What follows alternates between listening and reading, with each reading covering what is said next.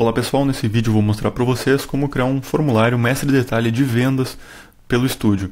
Esse formulário de vendas, ele terá então a tabela de vendas como mestre e item da venda como detalhe, e terá algumas alterações que nós faremos, como por exemplo o cálculo de subtotal, máscara de formatação de valores, autocomplete de produto para autocompletar o preço do produto, dentre outros. Então, para criar um formulário mestre detalhe, nós vemos aqui em formulários, novo formulário mestre detalhe. Vamos selecionar aqui a base de dados, a classe que representa a tabela mestre, que é a classe de vendas, né? E o detail, que é o item da venda, sale item. A chave primária, aqui eu estou com um modelo em inglês, mas é apenas uma preferência nossa aqui na documentação para ficar internacionalizável. E o ID do item da venda. O campo de ligação entre as duas tabelas. Aqui nós temos o nome do formulário sugerido, né, que é uma combinação da classe de modelo com o sufixo form. E o tipo de apresentação. Nós podemos mostrar esse formulário embutido dentro da própria página, como uma janela ou como uma cortina lateral. Eu vou deixar ele como página. E aqui nós temos os campos do mestre, da tabela mestre. Eu vou tirar o total, porque o total nós vamos calcular ele.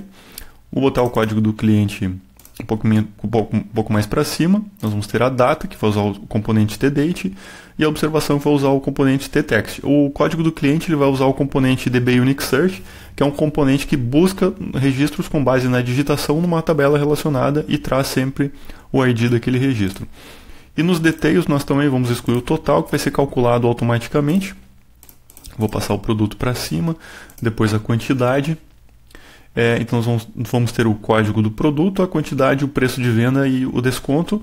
O produto nós vamos utilizar o componente dbUnixSearch, que localiza em tabela relacionada. Depois quantidade, preço e desconto é campo de digitação comum. E depois nós vamos habilitar máscara de formatação. Ao aplicarmos então, nós temos o código fonte gerado, né, do formulário mestre detalhe. Deu aproximadamente 289, exatamente 289 linhas. Aqui nós temos no método construtor a declaração dos componentes dos campos mestre, o posicionamento deles na tela, o posicionamento dos campos de detail. Temos botão aqui para adicionar detail, temos as colunas da data grid de detail. E logo depois nós temos alguns métodos, como por exemplo o método acionado para adicionar um detail, o método adicionado para editar um item do detail, para excluir um item do detail, para editar o registro mestre como um todo e carregar os details dentro dele. Isso nós vamos ver em execução agora. Eu vou salvar aqui. Nós vamos salvar na pasta app Control Testes, que é a pasta que nós estamos fazendo nossos testes até então, com o mesmo nome da classe com o sufixo PHP. E agora nós viemos aqui no nosso template, que é onde nós estamos executando, né, os códigos gerados. Vou executar ela aqui, obviamente vai dar permissão negada. Então o primeiro passo é nós cadastrarmos aqui o programa, né, SaleForm, conceder a permissão para o grupo, pelo menos o grupo admin. Depois a gente concede para outros grupos de usuários. Recarregamos a sessão, as permissões, né, ou fazemos relogin no sistema. E em seguida eu vou usar o editor de menu para acrescentar esse item aqui ao final.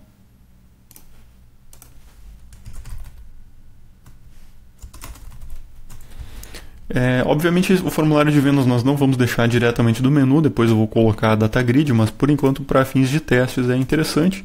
Então tem aqui no menu testes a opção venda form, que nós temos o formulário gerado, né? Nós temos aqui uma busca de clientes, temos o componente para seleção de datas, temos o componente de observação, temos o componente de busca de produtos, aí nós temos campos de quantidade, preço e desconto, né? Porém, não temos um refinamento ainda grande, temos que, por exemplo, formatar o campo de quantidade, de preço e desconto para ser um campo numérico, e o campo de preço ele tem que vir preenchido com base no produto, à medida que nós escolhemos o produto, né? E é interessante ter um total aqui em cada linha, né, para nós sabermos, né, a quantidade vezes o preço para termos esse totalizador. E são esses incrementos que nós vamos fazer agora. Então nós vamos vir aqui, eu tenho alguns trechos já prontos para acrescentar nesse código, vou explicando aos poucos. O primeiro trecho que nós vamos acrescentar é uma coluna com o subtotal no detail. Então o primeiro passo é nós localizarmos aqui o trecho onde são acrescentadas as colunas no detail, né, que é a detail list. Eu vou acrescentar aqui uma fórmula de subtotal. O que é uma fórmula de subtotal? É uma coluna normal que nós adicionamos, mas no lugar de ter o atributo que vai ser exibido, nós colocamos uma fórmula, né, com o igual, né, uma fórmula entre atributos da data grid. Então eu vou pegar o atributo quantidade vezes o atributo preço menos o desconto. Isso é uma coluna nova acrescentada na data grid, né, com um cálculo. Essa é a primeira alteração que nós vamos fazer. A outra é adicionar uma formatação monetária para a coluna de subtotal, que é essa coluna que a gente acabou de criar. Então, se nós formos recarregar aqui a página e adicionarmos novamente um produto,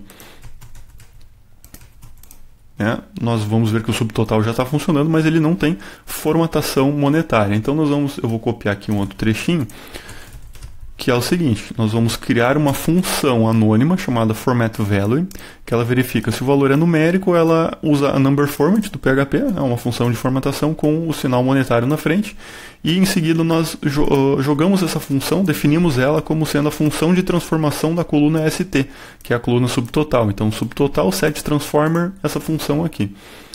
Isso aqui vai fazer com que a nossa coluna de subtotal já tenha uma certa formatação, certo? Deixa eu alterar aqui os valores, né? Então ele já está com um símbolo de reais e os separadores monetários corretamente.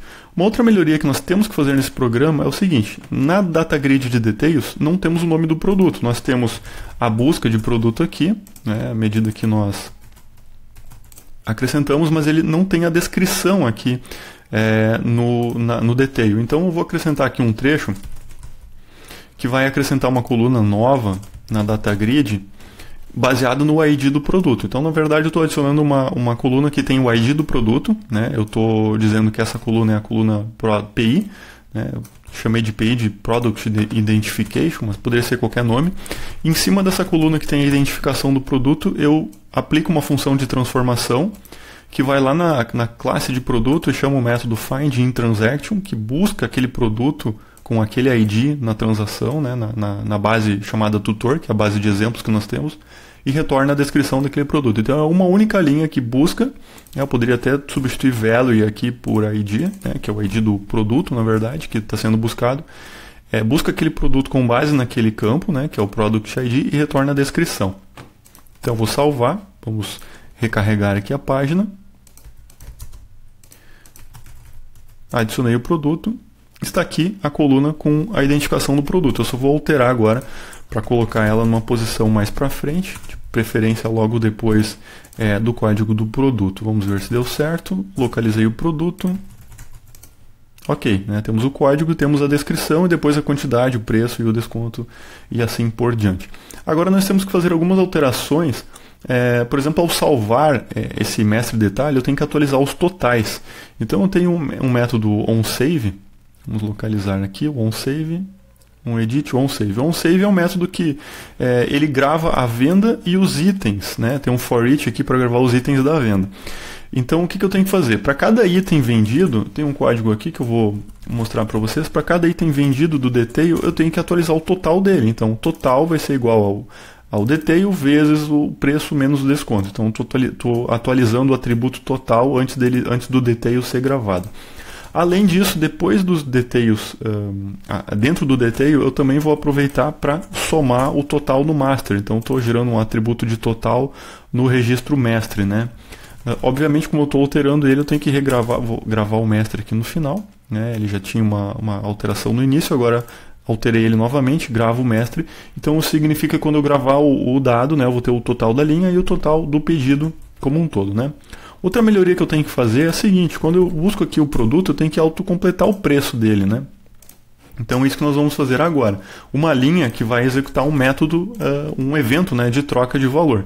Então eu tenho que localizar aqui onde é que está o componente, né, que tem o código do produto, está aqui, detail product ID, né, é o componente de busca de registros, e eu vou programar nele um evento de change action. Um change action é um evento que vai ser disparado sempre que for trocado o conteúdo daquele código. Então ele vai disparar o onProductChange, né, e esse método a gente vai colocar agora. Ele já tem ele prontinho aqui. Eu vou colocar no final da classe o ProductChange. O que ele faz? Ele recebe via parâmetro, né, os dados do formulário. Então eu pego o Product ID, que é o que está vindo, né, do formulário, abro a transação com a base de dados, localizo o produto na base de dados que tem aquele ID, obtenho o preço de venda dele e uso o método tFormSendData para mandar para o formulário esse campo aqui. Então eu estou usando esse método para mandar um dado só para o formulário, que é o Detail Sale Price, que é o preço de venda do item, né, do Detail. Então eu salvo isso aqui, recarrego minha página, agora eu vou começar a preencher o formulário. Vou colocar aqui um cliente, vou colocar uma data, vou colocar uma observação, vou colocar aqui um produto e ele preencheu aqui o preço de venda. Agora eu vou colocar a quantidade, vou colocar o desconto, vou registrar, tem o subtotal ali direitinho. Vou colocar apenas mais um produto, vou colocar a quantidade, vou colocar um desconto, registrar.